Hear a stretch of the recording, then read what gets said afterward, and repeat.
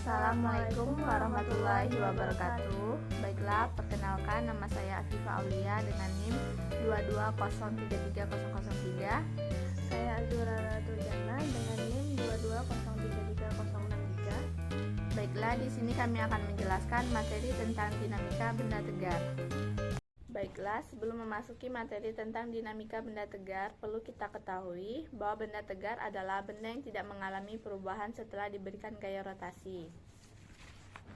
Dinamika benda tegar itu juga analog sebetulnya dengan gerak translasi yang sudah dipelajari tentang kinematika dan dinamika analog dengan gerak translasi tadi. Pada momen gaya itu, kerja dapat diukur dengan cara integral θ1 sampai θ2 dari torsi terhadap perubahan sudut atau integralnya. Nah, torsi itu bisa kita ganti I dikali omega atau momen inersia dikali dengan kecepatan angulernya.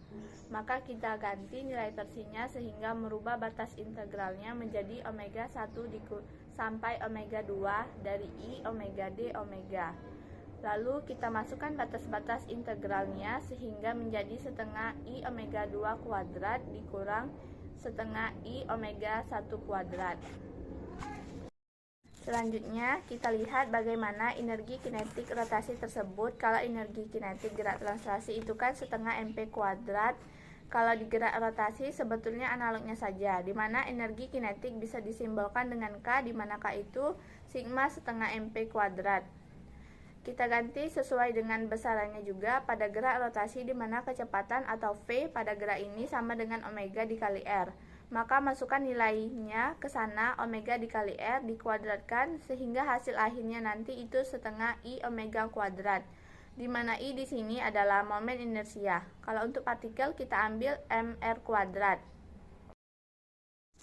Jadi pada kasus kita bandingkan gerak linier dengan gerak rotasi. Kalau di gerak linier tadi setengah mp kuadrat, kalau di gerak rotasi setengah I omega kuadrat, jadi kelihatan analognya. Jadi pada gerak linier analog dengan momen inersia di gerak rotasi dan kecepatan linier pada gerak linier itu analog dengan kecepatan sudut pada gerak rotasi. Jadi pada mengelinding itu adalah gabungan dari energi kinetik rotasi dan energi kinetik translasi. Jadi setengah mp kuadrat ditambah setengah omega kuadrat menjadi 1 ditambah K dikali setengah mp kuadrat, dengan K itu adalah energi kinetik. Sehingga teorema kerja energi untuk gerak rotasi menjadi integral tadi, maka W-nya atau kerjanya sama dengan bahan energi kinetik rotasi, di mana tadi energi kinetik rotasi sudah kita dapat sebesar I dikali omega kuadrat. Kalau torsinya sama dengan 0, maka otomatis kerjanya juga sama dengan 0. Sehingga energi kinetik rotasinya, perubahan energi kinetik rotasinya sama dengan 0. Di sini berlaku hukum kekekalan energi kinetik rotasi. Nah, bagaimana aplikasi dari gerak rotasi ini? Misalnya dia terjadi pada gerak menggelinding. Gerak menggelinding merupakan kombinasi dari gerak rotasi dan gerak translasi. Bisa dilihat dari gambar di samping, kalau ada roda ketika menuruni atau bergerak di jalan itu, maka dia ada gerak translasi, juga ada gerak rotasinya. Jadi dia kombinasi. Nah, bagaimana kita mengukur jarak tempuh?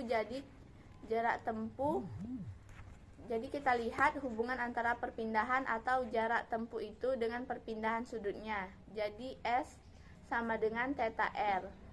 Sini adalah keliling yang bisa dicapai oleh roda tadi, dan θ ini terkait dengan sudutnya, R itu adalah jari-jarinya. Di sini kecepatan pada porosnya sama dengan perubahan perpindahan sudut atau θ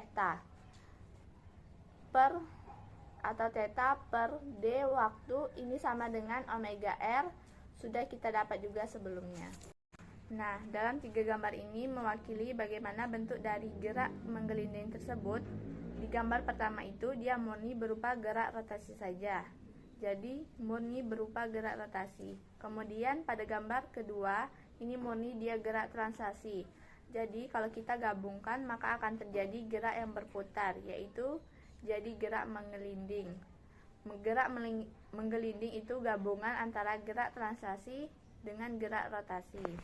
Nah, ini gambaran dari gerak menggelinding. Jadi, energi kinetik ialah gabungan dari energi kinetik rotasi dengan energi kinetik translasi. Seperti yang kita tahu, rumus energi rotasi ialah setengah omega kuadrat, sedangkan energi kinetik translasi atau pada gerak yang lurus setengah mp kuadrat. Sehingga bentuk energi kinetik dari gerak menggelinding itu sama dengan energi kinetik rotasi ditambah dengan energi kinetik translasi. Keseimbangan benda tegar adalah kondisi di mana momentum benda tegar sama dengan 0. Keadaan seimbang atau setimbang, seluruh resultan gaya yang bekerja harus sama dengan 0. Begitu juga dengan resultan torsi yang bekerja harus sama dengan 0. Secara matematika dapat dirumuskan dengan sigma F sama dengan 0 dan sigma torsi sama dengan 0. Dilihat dari tabel ini, kita dapat membandingkan besaran-besaran antara gerak linier dan gerak anguler itu hampir sama. Misalnya, perpindahan pada gerak linier itu disimbolkan dengan X, sedangkan pada gerak anguler disimbolkan dengan theta, dan seterusnya. Bedanya pada massa. Massa pada gerak linier itu bersimbol M, sedangkan pada gerak rotasi massa itu dia analog dengan momen inersia atau nilainya mr kuadrat. Untuk gaya dalam gerak linier ialah F, sedangkan dalam gerak rotasi itu torsi. Yang terakhir, kita lihat pusat massa benda diskrit. Pusat massa sistem benda diskrit sebanyak N buah. Seperti pada gambar, kita dapat menghitung besaran atau nilai R, besaran dari X, besaran dari Y. Masih tentang pusat massa, pikirkan sistem yang terdiri dari dua partikel M1 dan M2. Pada jarak X1 dan X2 dari pusat koordinat 0, kita letakkan titik C disebut pusat massa dari sistem sejarak X dari pusat koordinat 0. X dapat dicari dengan rumus berikut, yaitu X sama dengan M1 dikali X1 ditambah M2 dikali X2 per M1 ditambah M2. Contoh soal yang pertama, sebuah mobil sedan yang memiliki massa 500 kg sedang melaju dengan kecepatan 25 meter per sekon. Lalu hitunglah energi kinetik mobil pada kelajuan tersebut. Apa yang akan terjadi jika mobil direm secara mendadak? Jadi diketahui dari soal tadi massa mobilnya 500 kg dan kecepatan mobil tadi 25 meter per sekon. Lalu penyelesaiannya kita gunakan rumus energi kinetik setengah dikali mp kuadrat. Kita masukkan setengah dikali 500 dikali 25 dikuadratkan, mendapatkan hasilnya 156 250 joule. Ketika mobil direm, mobil akan berhenti. Energi kinetik akan berubah menjadi energi panas dan energi bunyi yang ditimbulkan oleh gesekan antara rem dengan roda dan ban mobil di jalan. Soal yang kedua, kita membahas tentang pusat massa benda diskrit.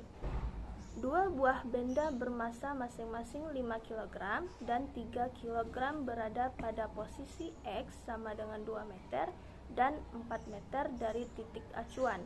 Pertanyaannya, di mana letak titik pusat massa dari sistem dua benda tersebut? Untuk penyelesaiannya, diketahui M1 sama dengan 5 kg, M2 adalah 3 kg, X1 2 meter, X2 adalah 4 meter. Untuk menjawab pertanyaan ini, kita menggunakan rumus X sama dengan X1 dikali M1 ditambah X2 dikali M2 per M1 ditambah M2.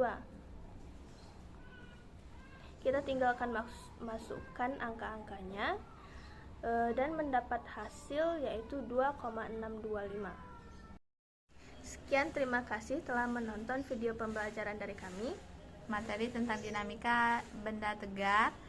Jangan lupa like, comment, and subscribe. Terima kasih. Wassalamualaikum warahmatullahi wabarakatuh.